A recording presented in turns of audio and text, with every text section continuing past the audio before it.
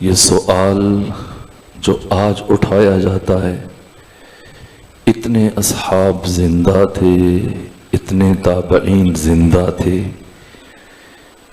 کیوں کوئی اور نہیں اٹھا؟ صرف 72 اٹھے، حافظان قرآن، قاریان قرآن، صحابی، تابعی۔ سید الشہداء نے اس سوال کا جواب 1400 سال پہلے ارشاد فرمایا، کیوں نہیں اٹھے؟ اور شاید مجھے نہیں معلوم مرحوم سلطان باہو کی نگاہ سے یہ کلام گزرا یا نہیں گزرا، لیکن ان کی زبان سے اس طرح کے اشعار جاری ہوئے کہ 18,000 جو قاری آہے، کیوں سر سانگاں تے چڑھ دے ہو، جے کر مندے بیعت رسولی، کیوں تمبو خیمے سڑ دے ہو، علم دے پڑھیاں اشراف نہیں بن دے، جڑے ہومن اصل کمینے ہو۔ یہ مرحوم سلطان باہو کا کلام ہے، ایک طرح سے ترجمانی ہے سرور و سالار شہیدان امام حسین علیہ السلام کے کلام کی۔ کیوں ان 72 کے علاوہ کوئی اور نہیں اٹھا؟ کیوں یہ 72 اٹھے؟ اور سوال یہ کہ نوبت جہاں تک کیسے پہنچی؟ ظاہر ہے کہ وقت بہت کم بچا ہے اور چند دن باقی، اور میں کوشش کروں گا کہ کچھ ایسے نئے زاویے جو کبھی بیان نہیں ہوئے، خود انہیں بھی تشت ازبام کیا جائے، بیان کیا جائے، ان جہتوں کی طرف جوانوں کی متوجہ دلائی جائے، کچھ اور نتائج حاصل کر کے ہم کربلا کی معرفت کے اس بے کنار سمندر کے طرف ساحل سے تھوڑا آگے بڑھ کے چند قدم اس کو درک کرنے میں کامیاب ہو سکیں۔ میرے عزیزو، کربلا کا آغاز کب سے ہوا؟ میں نے اس سوال کا جواب دینے کی کوشش کی۔ ایسا نہیں ہے کہ بنو امیہ اور رسول اسلام کے درمیان 50 سال کا فاصلہ ہے، کہ جس منبر پر پیغمبر بیٹھتے تھے اس منبر پر بنو امیہ کی رسائی 50 سال گزرنے کے بعد ہوئی نہ۔ میں نے عرض کیا صرف 3 سال اور 4 مہینے رحلت رسول کے گزرے اور بنو امیہ کا اقتدار شروع ہو گیا۔ رحلت ختمی مرتبت اور بنو امیہ کے جزوی اقتدار کے درمیان 3 سال اور 4 مہینے کا فاصلہ ہے، اور پھر مسلسل 46 سال بنو امیہ نے حکومت کی۔ کربلا سے پہلے 46.5 سال، یا کہیں 46 سال 8 مہینے عاشور سے پہلے بنو امیہ کا اقتدار چلا۔ سوال وہ بنو امیہ جن پر ختمی مرتبت نے خلافت کو حرام قرار دیا، امام احمد ابن حنبل نے بیان کیا ہے، وہ احادیث نقل کی ہیں۔ مسند احمد ابن حنبل میں آپ دیکھیے، علی متقی ہندی نے کنز العمال میں ان احادیث کو بیان کیا، ابن حجر اسقلانی نے فتح الباری میں ان احادیث کو بیان کیا، امام حاکم نیشاپوری نے مستدرک علی صحیحین میں ان حدیث کو ذکر کیا ہے۔ پیغمبر نے فرمایا کہ میری خلافت بنو امیہ پر حرام ہے۔ سوال یہ بنو امیہ کس طرح سے ختمی مرتبت کی مسند تک پہنچنے میں کامیاب ہو گئے؟ وہ بھی 50 سال بعد نہیں، 40 سال بعد نہیں، 30 سال بعد نہیں، 3 سال 4 مہینے کے بعد۔ اس کے عوامل کیا ہیں؟ اس کے اسباب کیا ہیں؟ صرف یہ ظلم نہیں ہوا، ختمی مرتبت اور آپ کی ذات پر، آپ کی شخصیت پر جو ظلم ڈھائے گئے، ان میں سے سر فہرست رحلت رسول کے فوراً بعد نقل حدیث پر پابندی لگا دی گئی۔ امام شمس الدین ذہبی صاحب تاریخ اسلام، صاحب سیر و اعلام نبلاء، ان کی تیسری بڑی کتاب تذکرۃ الحفاظ، اس کی دوسری جلد میں انہوں نے تحریر کیا۔ امام احمد ابن حنبل نے اپنی مسند کی تیسری جلد میں تحریر کیا، اور بڑی بڑی شخصیات نے، امام حاکم نیشاپوری، جنہیں برادران اہل تسنن کے ہاں امام المحدثین کہا جاتا ہے، انہوں نے کئی مرتبہ ان احادیث اور ان مسائل اور ان واقعات کو بیان کیا۔ رحلت رسول کے چند دن گزرنے کے بعد نقل حدیث پر پابندی لگ گئی کہ کوئی رسول کی حدیث بیان نہیں کر سکتا۔ یہ تمام مورخین نے لکھا، ابن کثیر نے البدایہ والنہایہ میں لکھا ہے، اور عذر یہ تراشا گیا کیونکہ قرآن ابھی ابھی جمع ہوا ہے تو خوف التباس ہے، مبادا حدیث قرآن کا حصہ بن جائے، حدیث قرآن میں شامل ہو جائے اور عام مسلمان فرق نہ کر سکیں کہ حدیث رسول کون سا کلام ہے اور قرآن کون سا کلام ہے، جبکہ اتنی بڑی تعداد میں ہزاروں صحابہ کرام حافظان قرآن موجود ہیں۔ مان لیں اگر قرآن کی ابھی تک باقاعدہ طور پر تدوین نہیں ہوئی، باقاعدہ طور پر لکھا نہیں گیا، تحریر نہیں کیا گیا، بالفرض یہ بات مان لی جائے، پھر بھی ہزاروں صحابہ کرام ان کے سینوں میں قرآن مجید حفظ ہے، محفوظ ہے، یاد ہے، پھر یہ عذر تراشی کے خوف التباس تھا کہ مبادا قرآن اور حدیث مخلوط ہو جائیں، کاتی پاتی ہو جائیں، پتہ نہ چلے کلام خدا کون سا ہے، کلام رسول کون سا ہے۔ اس لیے اپنی حکومت کے آغاز میں حزب حاکم نے جو سب سے پہلا حکم جاری کیا، نقل حدیث پر پابندی عائد کر دی، اور صرف اتنی تخصیص جاری کی اور اتنا استثناء جاری کیا کہ صرف وہ احادیث جن کا تعلق اعمال سے ہے، افعال سے ہے، حلال و حرام سے ہے، لوگوں کے روزمرہ کے امور، انہیں بیان کیا جا سکتا ہے۔ اور علامہ بیہقی نے دلائل النبوہ میں اور باقی محدثین نے یہ حدیث بیان کی ہے، یہ ختمی مرتبت کی پیشن گوئیوں میں سے ہے۔ غزوہ خیبر کی فتح کے بعد پیغمبر اسلام نے فرمایا کہ عنقریب میری احادیث کو بیان کرنے سے یہ کہہ کے روکا جائے گا،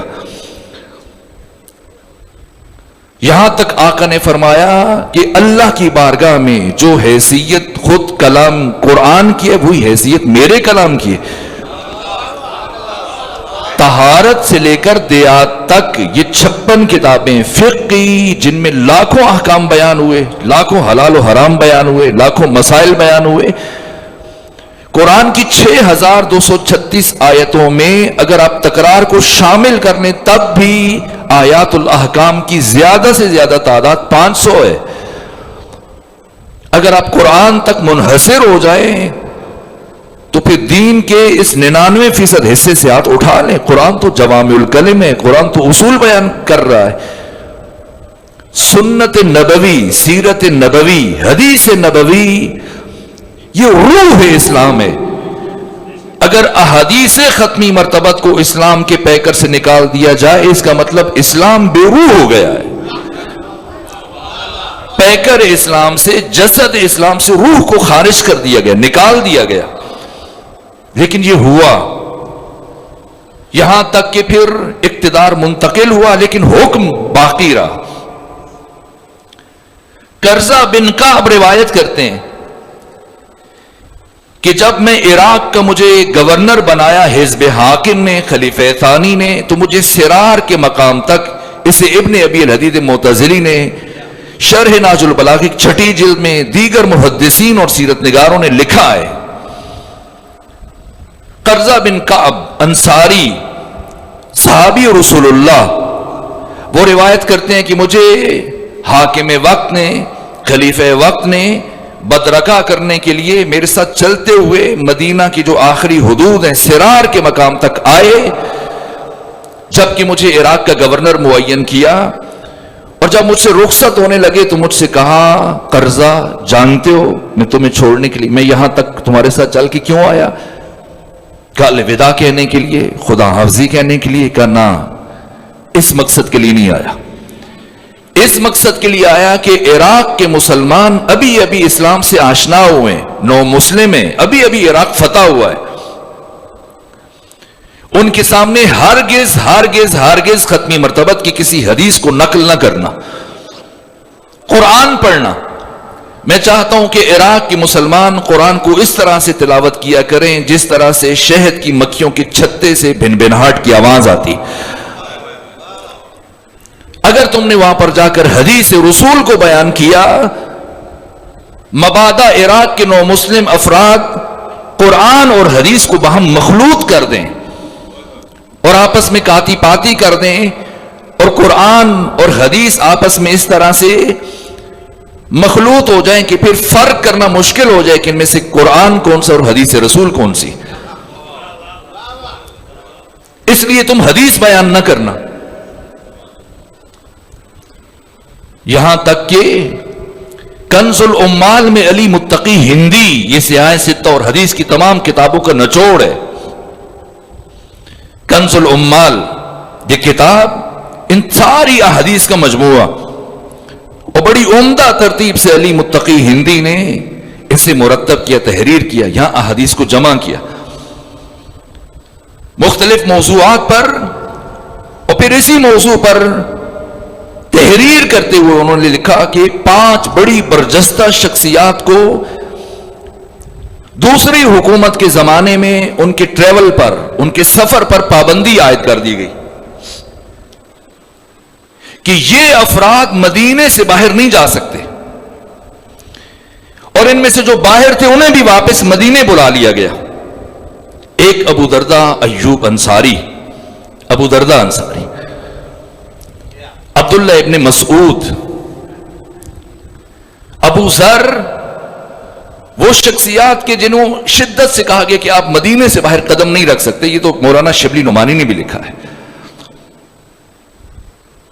اور اگر تم پیغمبر کی کوئی حدیث بیان کرو گے تو پہلے مجھ سے اجازت لوگے اور مجھ سے تصدیق لوگے کہ یہ حدیث رسول کی ہے یا رسول کی نہیں ہے۔ مبادا ایسی حدیث کہ جس کے بیان کرنے سے مسلمانوں میں پریشانی پیدا ہو جائے، اور اہل مدینہ کے باہر تو تم کوئی بھی حدیث بیان نہیں کر سکتے، اس لیے کہ اہل مدینہ میں صلاحیت موجود ہے کہ وہ ختمی مرتبت کے کلام کو تشخیص دینے کی صلاحیت رکھتے ہیں کہ حضرت کا کلام ہے یا نہیں، لیکن باہر والے نہیں رکھتے۔ اس لیے تمہیں حق نہیں ہے کہ تم مدینے سے باہر قدم رکھ سکو۔ اور جب تیسرا مرحلہ شروع ہوا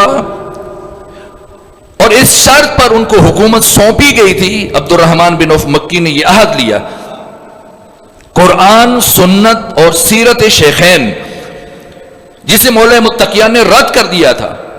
پہلے عبد الرحمن بن عوف مکی نے جب 3 ایک طرف ہو گئے 3 دوسری طرف، تو مولا متقیان سے پوچھا بتائیں وعدہ کرتے ہیں آپ کہ قرآن اور سنت اور سیرت شیخین پر عمل کریں گے؟ امیر المومنین نے فرمایا جہاں تک قرآن اور سنت رسول کی بات ہے تو قرآن اور سنت رسول علی کی جان ہے، لیکن اس سے ہٹ کر اگر کوئی بات ہے تو وہ بات علی ابن ابی طالب کو قابل قبول نہیں ہے۔ لیکن جو دوسرے فرد موجود تھے انہوں نے وعدہ کیا اور اس وعدے کو کافی حد تک نبھایا بہت ساری چیزوں میں۔ ان میں سے یہ ایک حکم تھا جس کے تسلسل کو برقرار رکھا گیا اسی شدت کے ساتھ اور اسی آب و تاب کے ساتھ۔ لیکن بات جہاں تک نہ رکی، یہاں تک کہ ختمی مرتبت کی جو احادیث تھیں، بڑی بڑی شخصیات اور جلیل القدر صحابہ کرام کے پاس مکتوب صورت میں چمڑوں پر جو لکھی ہوئی گئی تھی، ہڈیوں پر لکھی گئی تھی، انہیں جمع کر کے جلا دیا گیا۔ احادیث رسول کا ایک بڑا ذخیرہ 98 ہجری تک یہ قدغن برقرار رہا، 99 ہجری کے اوائل تک، اور جب 99 ہجری میں عمر ابن عبدالعزیز کی حکومت شروع ہوئی، پہلی مرتبہ اس اموی حکمران نے نقل حدیث پر پابندی کو ختم کیا، اور محمد بن مسلم ابن شہاب زہری کو مامور کیا کہ پھر سے احادیث رسول کی جمعآوری کا آغاز کیا جائے. یہاں سے پھر سلسلہ جمع حدیث شروع ہوا. پھر بعد میں کتابیں لکھی گئیں، مرتب ہوتی چلی گئیں. اس سے پہلے تک احادیث رسول اصحاب اور تابعین کے سینوں میں دب کر رہ گئی اور محفوظ اور سینہ بسینہ چلی. یہ ایک کام. اور دوسرا بڑا کام جو اس سے بڑا ظلم تھا، جس کا اثر اور نتیجہ مسلمان قیامت تک بھگتتے رہیں گے. اور آج بھی کبھی ہندوستان سے، کبھی انگلستان سے، کبھی سویڈن سے، کبھی دوسرے ملک سے ختمی مرتبت کی شخصیت کے خلاف ہرزہ سرائی ہوتی ہے، فلمیں بنائی جاتی ہیں، متحرک خاکے بنائے جاتے ہیں، کتابیں لکھی جاتی ہیں. ان کا منشا یہ دوسرا کام تھا جو انجام دیا گیا. نقل حدیث پر پابندی کے بعد جو دوسرا بڑا ظلم ہوا امت مسلمہ پر اور اسلام پر، وہ جعل حدیث اور حدیث سازی کا کام شروع ہوا. اور یہ کام ایسے افراد کو مامور کیا گیا جن کا اسلام سے کوئی تعلق نہیں تھا. کہب الاحبار جو یہودی تھا، اسے یہ ذمہ داری سونپی گئی جو دن میں بیٹھ کر ایک دن میں 100 سے زیادہ احادیث گھڑتا تھا. پڑھے امام احمد ابن حنبل، میں یہ بات کر چکا ہوں، 4 لاکھ احادیث کے حافظ امام احمد ابن حنبل. آپ جا کے ان کی کتابوں میں پڑھے، ان کی سیرت پر جو کتابیں لکھی گئی ہیں، 2 لاکھ وہ احادیث جو پیغمبر کے ساتھ منسوب کی گئی لیکن وہ پیغمبر کا کلام نہیں تھا. امام احمد ابن حنبل فرماتے ہیں میں نے اس لیے یہ 2 لاکھ احادیث یاد کی جو پیغمبر سے منسوب کی گئی تاکہ لوگوں کو بتا سکوں کہ خبردار یہ کلام مصطفیٰ نہیں ہے. ان باتوں کو ختمی مرتبت کے ساتھ کس نے منسوب کیا؟ بنو امیہ نے، جس کا محور و مرکز شام تھا. اور شام سے کردار رسول کو مسخ کرنے کا یہ سلسلہ شروع ہوا جو بہت خطرناک تھا. کیونکہ ایک طرف خود بنو امیہ اور اس کے حکمرانوں کا کردار تھا، دوسری طرف خود ختمی مرتبت کا کردار تھا. ان کی مجبوری یہ تھی کہ یہ اپنے کردار کو بلند نہیں کر سکتے تھے. اور دوسری طرف اب اسلامی دنیا میں یہ خود کو ختمی مرتبت کا جانشین اور خلیفہ کہلواتے تھے. اب خلیفہ اور مستخلف عنہ میں جہت مشترک اور کردار مشترک مطلوب ہے. اور وہ 180 درجے زاویے کا فرق ہے، بعد المشرقین ہے. اگر ختمی مرتبت کی سیرت لوگوں تک پہنچے، ان کا عمل، ان کا کردار، ان کی شخصیت، ان کا مقام، اور ختمی مرتبت کی مسند پر بیٹھے ہوئے ان افراد کو اگر دیکھا جائے، قہری طور پر لوگوں کے ذہنوں میں یہ سوال اٹھنے تھے کہ محمد مصطفیٰ جو اس کردار اور اس شخصیت کے مالک ہیں، ان کی مسند پر ایسے افراد آ رہے ہیں. اس فرق کو مٹانے کے لیے شب و روز ہزاروں جعلی اور من گھڑت احادیث کو ختمی مرتبت سے منسوب کیا گیا. اگر میں نمونے عرض کروں آپ سن نہیں پائیں گے، تحمل نہیں کر پائیں گے. اگر میں سیاہ ستہ سے یا بڑی بڑی جو کتابیں حدیث کے مجموعے ہیں اشارے کروں آپ کے لیے سننا تحمل کرنا ہو. میں نہیں چاہتا کہ میں اپنی زبان سے وہ کلمات ادا کروں جنہیں حدیث رسول کہہ کے ختمی مرتبت سے منسوب کیا گیا، اور آج تک مسلمان معاشرہ اس کی پاداش میں جواب نہیں دے پا رہا. جو ہندوستان سے ہمسایہ ملک سے کتاب چھپی تھی چند سال پہلے، جس کے لکھنے والے کو غازی علم دین شہید نے قتل کیا تھا عدالت میں، اس نے عدالت میں کھڑے ہو کے کیا کہا تھا؟ جج سے یہی کہا تھا کہ جو میں نے لکھا ہے یہ وہ ساری احادیث ہیں جو مسلمانوں کی کتابوں میں موجود ہیں، اگر ان میں سے ایک بھی بات میری طرف سے ہو تو مجھے یہیں پر پھانسی دی جائے، مجھے کوئی عذر نہیں ہے. ایسی ہی بات سلمان رشدی نے کی. یہ خطرناک کام کب ہوا؟ عہد بنو امیہ. 40 ہجری سے لے کر 99 ہجری تک تسلسل سے یہ کام انجام پایا.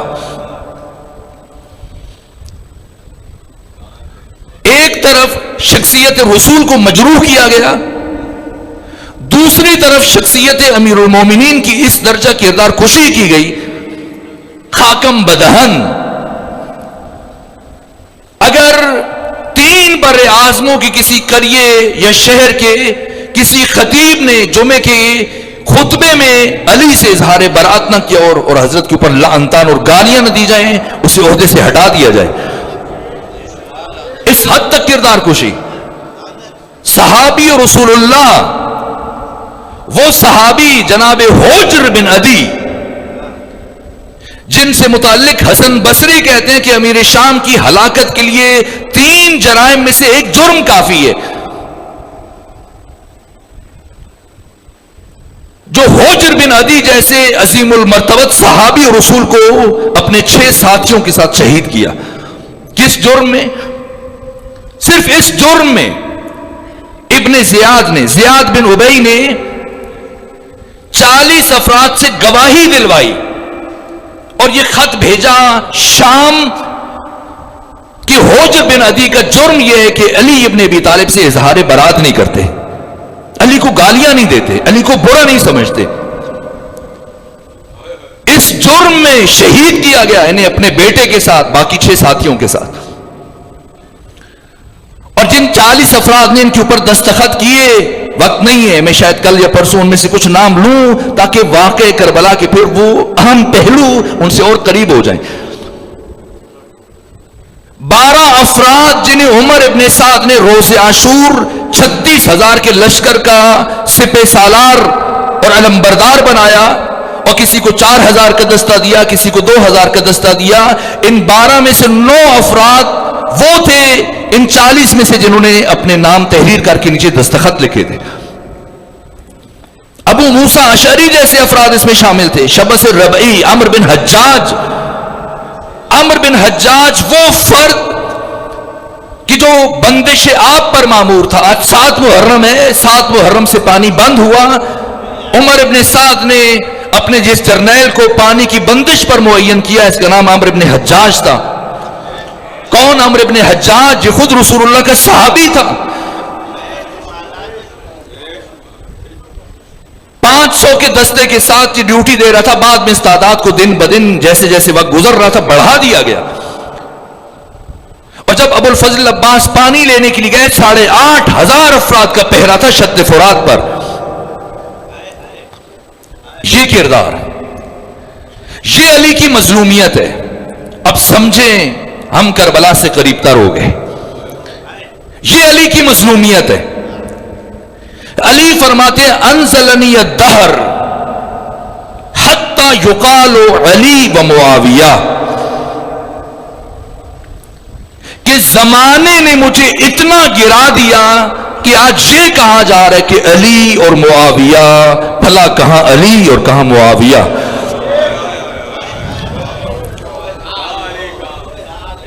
آخر کیا ہوا؟ وہ رسول جس نے ریشم کو حرام قرار دیا، وہ رسول جس نے سونے اور چاندی کو مرد پر حرام قرار دیا، وہ رسول اسلام کی جنہوں نے درندوں کی کھال کا پہننا اور استعمال مسلمانوں پر حرام قرار دیا، شراب کو حرام قرار دیا. یہ ساری چیزیں ختمی مرتبت سے منسوب ان کے نام پر حکومت حاصل کرنے والے افراد. عجیب کردار ہے، عجیب کردار ہے. ابن حجر اسقلانی نے جو بیان کیا، حبیب السیر میں نے عجیب واقعہ دیکھا ہے. جو 6 گورنر کوفہ کے لیے معین کیے گئے ان 20 سالوں میں، 40 ہجری سے لے کر 60 ہجری تک 6 گورنر. وقت تیزی سے گزر رہا ہے، میں خلاصہ کروں، پچھلی بات سے یہ بات متصل کروں تاکہ ہم نتیجہ بھی لے سکیں. اب آپ ساتھ دیجئے تاکہ بچوں تک، جوانوں تک وہ بات پہنچ جائے. پہلی بات، آپ میرا ساتھ دیں اور بتائیں تاکہ مجھے بھی تسلی اور تشفی اور اطمینان ہو جائے. کل میں بہت جلدی بول رہا تھا، لیکن اب ساری گفتگو کا خلاصہ اور نچوڑ اور نتیجے تک ہم پہنچ سکیں. مروان بن حکم جو کئی سالوں سے مدینے کا گورنر تھا، امیر شام نے کیوں ہٹایا؟ اس لیے ہٹایا کہ یہ امام حسین کے ساتھ انتہائی زیادہ کینہ اور دشمنی رکھتا ہے، اور اس دشمنی پر ضبط نہیں کر پائے گا. اور جب امام حسین مدینے سے نکلنا چاہیں گے یہ سدراہ بنے گا، رکاوٹ بنے گا، اور میرا کام خراب ہو جائے گا. جو میں نے نقشہ مرتب کیا، ترتیب دیا، وہ سارا بگڑ جائے گا. اس لیے جو کئی سالوں سے گورنر چلا آ رہا تھا اسے عہدے سے ہٹا دیا اور اپنے قریبی عزیز کو، اپنے بھائی کو گورنر بنایا. ولید بن عتبہ بن ابو سفیان، اسے گورنر بنایا. بس سادہ لو مورخین نے تحریر کیا کہ بڑا نرم خو تھا، بہت متحمل مزاج تھا. اس نے امام حسین کے ساتھ اچھا رویہ دکھایا اور کوئی تعرض نہیں کیا، آپ کو جانے دیا. نہ بات یہ نہیں ہے، بات یہ تھی کہ اسے مرکز کی طرف سے یہ ماموریت ملی تھی کہ کچھ بھی ہو تم نے حسین کے ساتھ نہیں الجھنا. جب امیر شام حج کے بعد مدینہ آیا دوسری مرتبہ 56 ہجری میں، 1000 ننگی تلواریں موجود ہیں. اس کے سپاہی جو شام سے اس کے ساتھ محافظ دستہ آیا تھا سب کھڑے ہیں، امیر شام بیٹھا ہے، اور یہ 4 افراد بھی موجود ہیں: عبداللہ ابن عمر، عبداللہ ابن زبیر، عبداللہ ابن عباس، حسین ابن علی اور عبد الرحمن بن ابی بکر. یہاں تک کہ جب یزید سے متعلق گفتگو شروع کی امیر شام نے، امام حسین اٹھ کے کھڑے ہوئے، کہا اے امیر شام، تو آج یزید سے متعلق اس طرح سے گفتگو کر رہا ہے اور ایسے اس کا تعارف پیش کر رہا ہے اور ایسے اس کی فضیلتیں بیان کر رہا ہے جیسے اہل مدینہ یزید کو سرے سے جانتے نہیں ہیں اور ابھی تم آشنا کروا رہے ہو. بھلا کیا یزید کا کردار اور اس کا عمل کسی سے ڈھکا چھپا ہے اور تمہارا یزید جیسا بیٹا کسی تعارف کا محتاج ہے؟ اے امیر شام، تو جتنے جرائم کا ارتکاب کر چکا ہے، اگر ابھی تمہاری موت ہو جائے تب بھی تو خدا کی بارگاہ میں ان کا جواب نہیں دے پائے گا. اور اے امیر شام، اب تمہاری موت اور تمہارے درمیان بہت مختصر فاصلہ بچا ہے. اپنے پچھلے جرائم میں مزید جرائم کا اضافہ نہ کرو اور اپنی اس خواہش سے دستبردار ہو جاؤ. یہ کہا امام نکل گئے. امام اٹھے، عبداللہ بن زبیر بھی پیچھے اٹھا، عبداللہ ابن عمر، عبد الرحمن بن ابی بکر، یہ 4 شخصیتوں کے بیٹے، 2 خلفاء کے بیٹوں کو امیر شام نے قتل کروایا. ایک خلیفہ اول کے فرزند کو عبد الرحمن بن ابی بکر پہلے 1 لاکھ درہم بھیجے، یہ قبول کریں. جناب عبد الرحمن بن ابی بکر نے جواب میں کہا کہ میں اپنے دین کو دنیا کے عوض نہیں بیچوں گا. وہ 1 لاکھ درہم واپس کر دیے. دوسرے خلیفہ سوم کے فرزند جناب سعید بن عثمان بن عفان کو، جو خراسان کے گورنر تھے، جب انہوں نے تھوڑی مقاومت دکھائی تو سعید کو بھی راستے سے ہٹا دیا. میں نے عرض کیا کیسے ہٹایا. دوسرے خلیفہ کے فرزند کو پہلے اس نے انکار کیا، لیکن پھر 1 لاکھ درہم لے کر تمام مورخین نے لکھا وہ خاموش ہو گئے. صرف امام حسین بچے. اور جب آپ رخصت ہو گئے تو پڑھیں تواریخ میں دوسرا جملہ جو کہا امیر شام نے، کہا کہ اپنے ساتھیوں کو پہلے سے اس نے سمجھایا ہوا تھا. وہ بولے، کہا امیر شام آپ نے ہمیں اجازت کیوں نہیں دی کہ ہم ان 4 کے سر قلم کر دیں؟ کہ میں کیسے اجازت دیتا جبکہ یہ 4 میرے بیٹے یزید کی بیعت کر چکے ہیں. جیسے انہیں بتایا گیا، پہلے سے ان کو آمادہ کیا گیا کہ انہوں نے تو مخفی بیعت کی ہے، ہم چاہتے کہ علنی طور پر بیعت کریں، اور اگر علنی طور پر بیعت نہیں کرتے تو ہمیں اجازت دیں کہ ہم 4 کے سر کاٹ دیں. کہ نہیں، یہ بڑے بزرگوار ہے اور ان قریب علنی طور پر بھی بیعت کر لیں گے. یہ طریقہ کار تھا. آپ کربلا کے واقعے کو معمولی واقعہ نہ سمجھیے. اگر سادگی سے مطالعہ کریں گے، حسین اور یزید پر رکے رہیں گے تو بات سمجھ میں نہیں آئے گی. جب تک تاریخ کے اندر موجود ان واقعات کے تسلسل کو آپس میں بالترتیب اس طرح سے نہیں پڑھیں گے کہ آپ نتیجے تک پہنچ سکیں، اب کبھی بھی نتیجہ، وہ نتیجہ جو حقیقی نتیجہ اسے حاصل نہیں کر سکتے. یہاں تک کہ 6 گورنر جو کوفہ کے تھے، جنہوں نے برجستہ ترین رشید حجری جیسی شخصیت کو قتل کیا، کمیل ابن زیاد نخعی، وہ جس شخصیت کی سے منصوب آپ دعا پڑھتے ہیں، دعائے کمیل، انہیں شہید کیا. حجر بن عدی کو شہید کیا، عمرو بن حمق کو شہید کیا.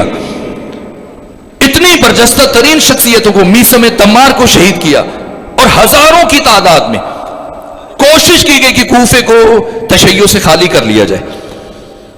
اور کس کردار کے حامل افراد کو حکومت دی گئی میں بیان نہیں کر سکتا، آپ تاریخ پڑھ لیجئے. ان 6 میں سے ایک فرد وہ ہے عبد الرحمن بن ام حکم، جو امیر شام کا بھانجا ہے. جن 11 افراد پر امام صادق ہر نماز کے بعد نام لے کے لعنت کرتے تھے، ان میں سے ایک عبد الرحمن بن ام حکم ہے. اگر میں صرف اس کے مظالم کو بیان کروں کہ جو اس نے اپنے عہد اقتدار میں کوفہ میں انجام دیا، شاید ایک گفتگو درکار ہو، کم سے کم ایک گفتگو درکار. اب سمجھیں، مدینہ میں مروان بن حکم کو عہدے سے ہٹایا اور اسے نئی ماموریت سونپ دی. کہا کہ تم نے حسین ابن علی پر مسلسل نگاہ رکھنی ہے. دارالامارہ کی ذمہ داری، حکومت کی ذمہ داری میرا بھائی ولید بن عتبہ انجام دے گا. تم نے صرف اور صرف حسین پر نگاہ رکھنی ہے کہ اہل عراق میں سے کون کون آتا ہے حسین سے ملاقات کرنے کے لیے. اور مروان بن حکم کا وظیفہ جاسوسی، جو افراد مختلف خطوں سے، یمن سے بالخصوص عراق سے امام حسین سے ملنے آتے، ان کی فہرست مرتب کی جاتی تھی. ادھر جو ملنے کے لیے آ رہا ہے وہ فہرست کوفہ روانہ کی جاتی، اور جب وہ مل کے جاتا تو تھوڑے عرصے کے بعد اس کی شہادت ہو جاتی. اب ولید بن عتبہ نے بغیر تعرض کے امام کو روانہ کر دیا. مکہ کے گورنر نے بغیر تعرض کے امام کو جانے دیا. نعمان بن بشیر نے خاموشی اختیار کی کہ اگر تقیہ کی وجہ سے کوئی مومن بچ گیا ہو تو وہ سر اٹھائے. اور جب سب سامنے آ گئے، کون کون مسلم ابن عقیل کے ساتھ ہے، کون کون آپ کو جا کے درہم و دینار دے رہا ہے، کون آپ کے پاس تلواریں جمع کروا رہے ہیں، کون پیش ہے، تو پھر ان افراد کی لسٹیں مرتب کی گئی. اور اب عبید اللہ ابن زیاد کو حکمران بنایا گیا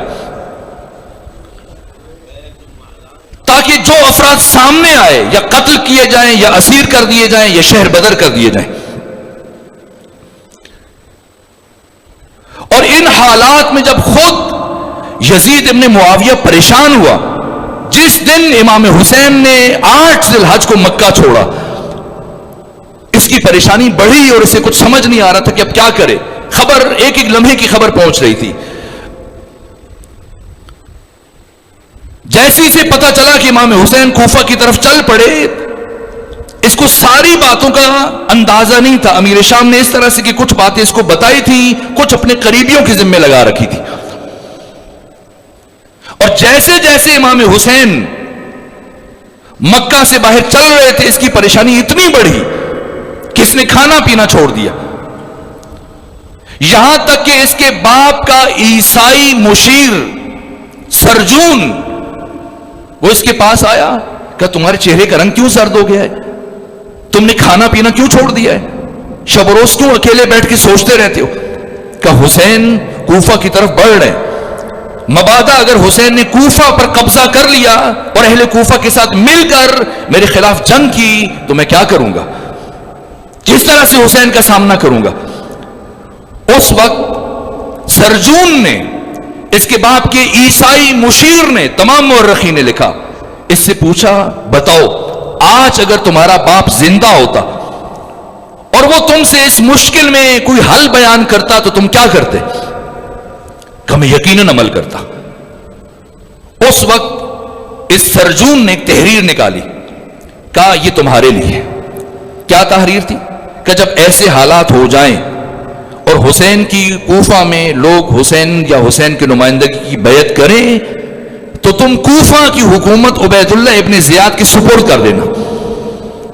اور دوسرا خط عبیداللہ ابن زیاد کے لیے تھا کہ تم نے کیا کیا کرنا ہے, کیا کیا انجام دینا ہے. بس میرے عزیزو, میں نے چند پہلو اور عرض جو شروع کیے تھے وہ رہ گئے, مجھے تاسف ہو رہا ہے, لیکن وقت کی کمی کے باعث میں سمت یہ بات ضروری تھی. جو بات رہ گئی اب میں کوشش کروں گا کہ کل اور پرسوں کی گفتگو میں خود براہ راست جو یزید کا کردار ہے کربلا میں اور عاشورہ میں, ان 4 مہینوں میں عاشور سے پہلے اس نے کیا کیا کام کیے, شام سے کتنے افراد کو بھیجا اور کوفہ سے کن کن جرنیلوں کو منتخب کیا, اور کربلا میں کس نے کیا کیا کردار ادا کیا. میں عرض کروں گا, کل عرض کروں گا, شرمندہ ہوں, وقت ختم ہو رہا ہے. ان حالات میں جبکہ ایک طرف روح اسلام کو پیکر اسلام سے نکال دیا گیا, حدیث, سنت نبوی اور کردار مصطفیٰ کو, دوسری طرف ختمی مرتبت اور مولا متقیان کے جانثار اصحاب کو چن چن کر راستے سے ہٹا دیا گیا. کون بچا؟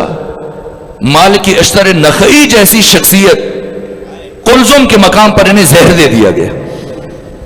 اس کے علاوہ بڑی بڑی برجستہ ترین شخصیتیں, جو بھی امام حسین کا ساتھ دے سکتا تھا, جیسی مدینہ سے خبر آتی تھی اس کی موت کا حکم شام سے صادر ہو جاتا تھا, اسے قتل کر دو اور سر بھیجو. اسلام میں سب سے پہلا سر جو ایک شہر سے دوسرے شہر بھیجا گیا وہ صحابی رسول عامر بن حمق کا تھا, جو کوفے سے کاٹ کے شام بھیجا گیا. یہ جلیل القدر صحابی, حافظ قرآن, آج ہم خال المومنین کہیں, یہ مومنوں کے خالو ہیں, مومنوں کے ماموں ہیں. وہ خالو ہیں عبد الرحمن بن ابی بکر جنہیں شہید کر دیا گیا. وہ کون ہے؟ کیا وہ ام المومنین کے بھائی نہیں ہیں؟ محمد بن ابی بکر جنہیں قتل کرنے کے بعد پھر گدھے کو, اس کے شکم کو چاک کیا گیا اور اس کے شکم کو خالی کر کے ان کے جسد کو گدھے کے اندر بھر کے اس کے شکم کو سی دیا گیا اور بعد میں آگ جلا دی گئی. نہ بھائی کی دنیا میں قبر بنی, نہ بہن کی قبر بنی. خلیفہ اول کے بیٹے کا قاتل کون ہے؟ خلیفہ اول کی بیٹی کا قاتل کون ہے؟ محمد بن ابی بکر. کس نے شہید کیا محمد بن ابی بکر کو؟ یہ برجستہ ترین شخصیت کی آج دنیا میں قبر نہیں ہے. ختمی مرتبت کی زوجہ کو کس نے شہید کیا؟ ایک فرد کو اٹھا کے جب کوئی اور ان سے متعلق بات نہیں ملتی ہے پھر اس طرح کی باتیں گھڑتے ہیں. یہ خال المومنین ہیں, یہ مسلمانوں کے ماموں ہیں. اگر وہ ماموں ہے تو حی بن اخطب کو نانا بنا لیجیے. حی بن اخطب امہات المومنین میں سے ایک زوجہ کے باپ ہیں اور یہودی ہیں, پھر انہیں نانا قرار دے دیجیے. اور اگر امیر شام خال المومنین ہے تو پھر اس کے بیٹے یزید کے ساتھ کیا رشتہ بنے گا مسلمانوں کا؟ اگر وہ مومنوں کا ماموں ہے تو یہ پھر ماموں زاد ہے, پھر اسے ماموں زاد بنا لیجئے. اسی لیے چند سال پہلے, 3 سال پہلے کراچی میں یہ بلی تھیلے سے باہر آئی اور امیر یزید کے زندہ باد کے نعرے لگے. نہیں لگے کراچی میں؟ بھول گئے؟ لگے. بات خال المومنین تک نہیں رکے گی, پھر بات یزید تک آ جائے گی. وہ ماموں ہے پھر انہیں امیر مانیے. جیسی روح ویسے فرشتے. صاحبان ذوق کے لیے ایک جملہ عرض کرنے لگا ہوں. جیسی روح ویسے فرشتے. روح کافر ہو تو پھر دل کا امیر یزید بن جاتا ہے, اور جب روح مسلم ہو تو پھر امیر صرف اور صرف حسین ابن علی بن جاتا ہے.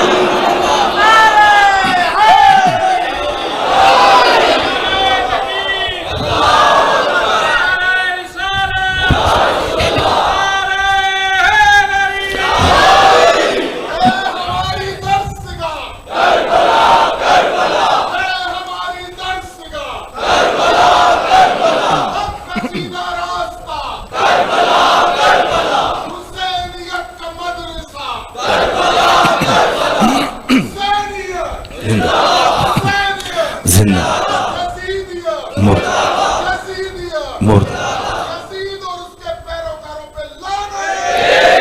یہ تلخ حقائق ہیں اور مراحل ایسے ہیں کہ جو عام طور پہ بیان، لیکن آپ کی سماعتیں اس درجے عروج پر ہیں کہ میں ان دقتوں اور یہ پہلوؤں کو، درحالی کہ میری طبیعت آج ناساز تھی، وہ مشکل میں تھا بیان کرنا کچھ، لیکن کچھ نہ کچھ بیان کر پایا. کوشش کریں گے کہ باقی دنوں میں وہ اہم ترین پہلو عرض کروں.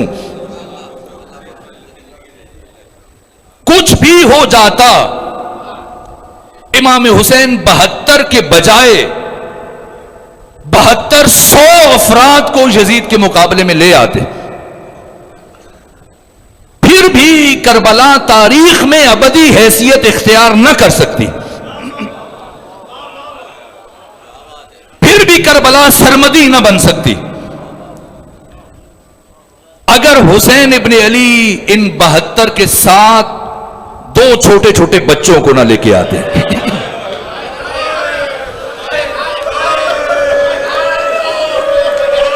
چاہے علی اکبر شہید ہو جائیں، قاسم شہید ہو جائیں، ابو الفضل عباس شہید ہو جائیں، اگر حسین علی اصغر اور سکینہ بنت الحسین کو اپنے ہمراہ نہ لے کے آئے. ایک بچی کو شام کے لیے رکھا اور بچے کو کربلا کے لیے رکھا. یہ 2 وہ شخصیتیں جنہوں نے آ کر امام حسین کی اس تحریک کو کربلا سے نکال کر ہمیشہ کے لیے سارے عالم میں پھیلا دیا. کربلا کو لامحدود اور آفاقی بنا دیا. ایک سکینہ نے، دوسرے علی اصغر نے.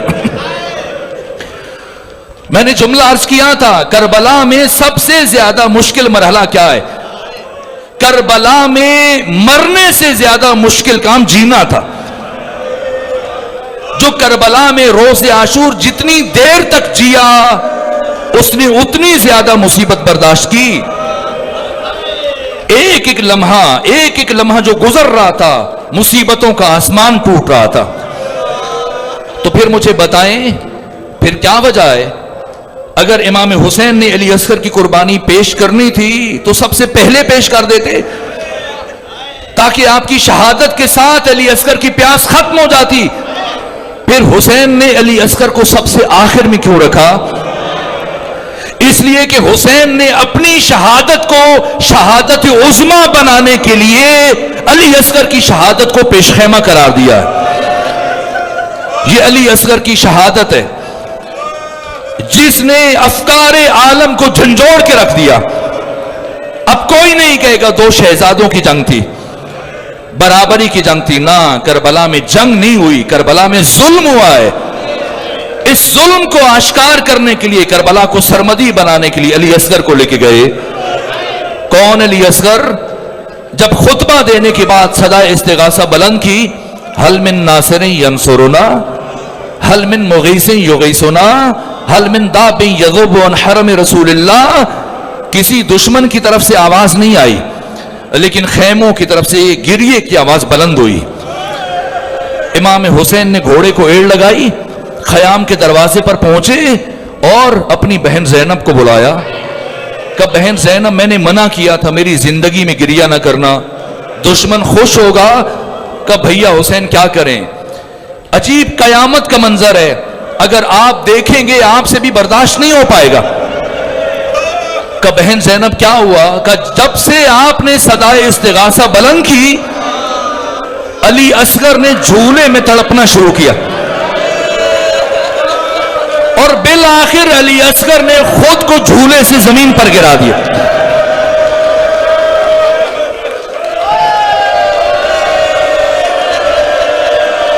خدا ان آوازوں پر اپنی رحمت نازل فرمائے. سیدہ زہرا روز قیامت میں آپ کی شفاعت فرمائے. کوئی سمجھا نہ وہاں سید ابرار کی بات، ایک سپاہی نے سنی فوج کے سالار کی بات اور گر کے جھولے سے علی اصغر نے کیا ہے ثابت، صرف دلدار سمجھ سکتا ہے دلدار کی بات. آگے بڑھے، علی اصغر کو اٹھایا، اٹھا کر باہر جانے لگے. یہ اس شہید کی ماں آگے بڑھی، ام رباب آگے بڑھی. کہ آقا کچھ لمحوں کے لیے علی اصغر میرے سپورٹ کر دیجیے. مشکل مراحل ہے لیکن چاہتا ہوں کہ 2 جملے اور عرض کر سکوں. کچھ لمحوں کے لیے علی اصغر میرے سپورٹ کریں. باقی بیویوں نے خیال کیا ام رباب کے لیے علی اصغر سے جدائی بہت مشکل ہے، اس لیے شاید اچھی طرح اپنے بیٹے سے ملنا چاہتی ہیں. لیکن ام رباب جب علی اصغر کو اپنے اس خیمے میں لے کے گئیں جہاں پر بی بی کا قیام تھا، 4 کام کیے. کیا کیا؟ سب سے پہلے علی اصغر کا کرتا تبدیل کیا، نیا کرتا پہنایا، پھر بالوں میں کنگھی کی. تیسرا کام آنکھوں میں سرما لگایا، اور چوتھا کام ایک رومال آپ کی کمر میں ایسے باندھا جیسے کوئی سپاہی میدان جنگ کی طرف جاتا ہے. اور پھر جناب علی اصغر کی آستینوں کو یوں الٹ دیا جیسے ایک سپاہی جہاد کے لیے میدان جنگ کی طرف روانہ ہوتا ہے. 5 کام کرنے کے بعد علی اصغر کو ہاتھوں پہ اٹھایا. آج بعض پڑھنے والے پڑھتے ہیں کہ دشمن نے اس بچے پر تیر چلایا جسے نہیں پتا تھا تیر کھانے کے بعد ہنسنا چاہیے، تیر کھانے کے بعد رونا چاہیے. میں عرض کروں گا ایک بچے کو کانٹا چبھے تب بھی وہ روتا ہے. علی اصغر کو تکلیف نہیں ہوئی تھی؟ نہ، یہ بات نہیں ہے. پھر گریہ نہ کرنے کا سبب کیا تھا؟ جیسی ماں نے ہاتھوں پر اٹھایا 3 وصیتیں کی. کہا علی اصغر میں نے سن رکھا ہے، علی اصغر میں نے سن رکھا ہے، آج کے دن آپ کو میدان میں تیر لگے گا. اور اے علی اصغر جب آپ کو تیر لگے ہو سکے تو رونا نہیں، ہنس دینا. کیوں؟ آپ کے بابا صبح سے لاشیں اٹھا اٹھا کے تھک چکے ہیں.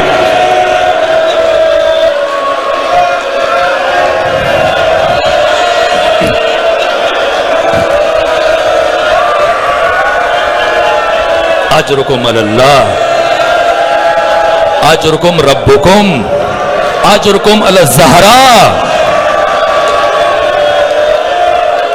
علی اصغر آپ کے بابا صبح سے لاشیں اٹھا اٹھا کے تھک چکے ہیں. اگر آپ روئیں گے آپ کے بابا کے دل کو تکلیف پہنچے گی. اور اے علی اصغر اب جب آپ کو تیر لگے گا آپ شہید ہو جائیں گے، اور آپ کے دادا علی اور آپ کی دادی فاطمہ زہرا یہ دونوں حوض کوثر پر آپ کا انتظار کر رہے.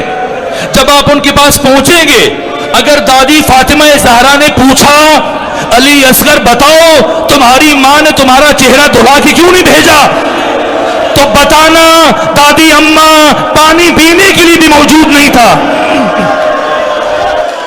ورنہ میری ماں میرا چہرہ دھلا کے بھیجتی. اور علی اصغر میری تیسری وصیت سنو. جب آپ کے دادا علی دادی فاطمہ زہرا آپ کو جام کوثر پیش کریں تو خبردار پانی نہ پینا، اپنے بابا حسین کا انتظار کرنا، اس لیے کہ آپ کے بابا حسین آپ سے زیادہ پیاسے ہیں. وصیتیں کی، پھر ہاتھوں پہ اٹھایا، خشک لبوں سے علی اصغر کی پیشانی کا بوسہ لیا، آقا حسین کی گود میں رکھا. بس مشکل مرحلہ ایسے بیان نہیں کروں گا. حسین ابن علی میدان کربلا میں آئے، ہنگام غروب ہے، حضرت کی شہادت نہیں بیان کروں گا، بس ایک جملہ عرض کروں گا. میدان کربلا میں آئے، میرے عزیزو آپ کی ملتان میں صاحب اولاد بیٹھے ہیں، آپ کے چھوٹے چھوٹے بچے، جب ان بچوں کا دودھ چھڑوایا جاتا ہے کیا کرتے ہیں؟ کیا کرتے ہیں؟ ان کے لیے مٹھائیاں لے کے آتے ہیں، ان کے لیے کھلونے لے کے آتے ہیں. اللہ کی قسم تاریخ انسانی میں کسی بچے کا دودھ اس طرح سے نہیں چھڑوایا گیا جس طرح سے رباب کے علی اصغر کا چھڑوایا گیا. حسین لائے، بس آخری جملہ، حسین لائے علی اصغر کو ہاتھوں پہ. 72 کی لاشیں اٹھانے والے حسین، 2 دن باقی ہیں، شب عاشور آپ ایک عمل کریں گے.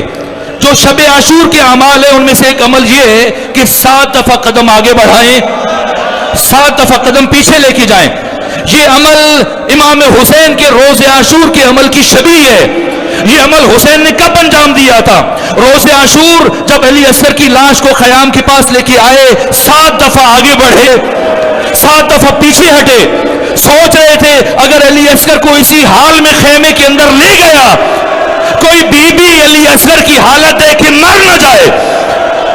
پلٹ آئے، کہاں پہنچے؟ کہاں پہنچے؟ خیام کی پشت پر. خیام کی پشت پر وہ موقع جہاں حضرت کی شمشیر نے گریہ کیا. تاریخ انسانی میں پہلی مرتبہ حسین نے اس شمشیر سے وہ کام لیا. ایک مرتبہ قبر کھودی، اور قبر کھودنے کے بعد جب قبر کھود گئی، حسین نے خواہش کی، حسین کی کوشش تھی میرا علی اصغر اس قبر میں چلا جائے، دشمن کے حملوں سے محفوظ رہ جائے، سر کٹنے سے بچ جائے. حسین نے علی اصغر کو قبر میں اتارا اور پاؤں کی طرف سے گریت ڈالنا شروع کی. اور حسین جب سینے تک پہنچے، اب حسین کو ہمت نہیں ہو رہی کہ کس طرح اس چاند جیسے چہرے پر کربلا کی گرم ریت کو منتقل کریں. حسین سوچ رہے ہیں کہ کس طرح سے علی اصغر کے چہرے پر کربلا کی گرم ریت ڈالیں، یا کسی نے کندھے پہ ہاتھ رکھا. حسین نے مڑ کر دیکھا، ام رباب کھڑی یہ درخواست کر رہی تھی آقا حسین جائیں میدان کربلا، اپنے ادھورے کام کو مکمل کریں. اس کام کو آپ کی کنیز ام رباب انجام دے گی. ام رباب نے علی اصغر کی تدفین مکمل کی اور مطمئن ہو گئی کہ چلے کم سے کم میرا علی اصغر دفن ہو گیا. اور جب عاشور کے دن سروں کو کاٹا گیا، نیزے پہ بلند کیا گیا، جناب رباب مطمئن تھی میرا علی اصغر دفن ہو گیا. ایک مرتبہ عمر ابن سعد نے آواز بلند کی، سر 71 ہیں اور ایک سر کم ہے، جلدی کرو، سر کو تلاش کرو تاکہ 72 مکمل ہو جائیں. ایک مرتبہ 20 ولد الزنا آگے بڑھے، زمین پر نیزے مارنا شروع کیے، کربلا کے چپے چپے پر نیزے مار رہے، علی اصغر کی لاش کو تلاش کر رہے. ایک مرتبہ ایک شکی نے کہا میں نے حسین کو خیام کی پشت پہ جاتے دیکھا تھا. یہ افراد پشت خیمہ کی طرف بڑھے. اب جو ایک شکی نے نیزہ مارا، نیزے پہ علی اصغر کی لاش بلند ہوئی، دوبارہ سے علی اصغر کو زمین پہ رکھا.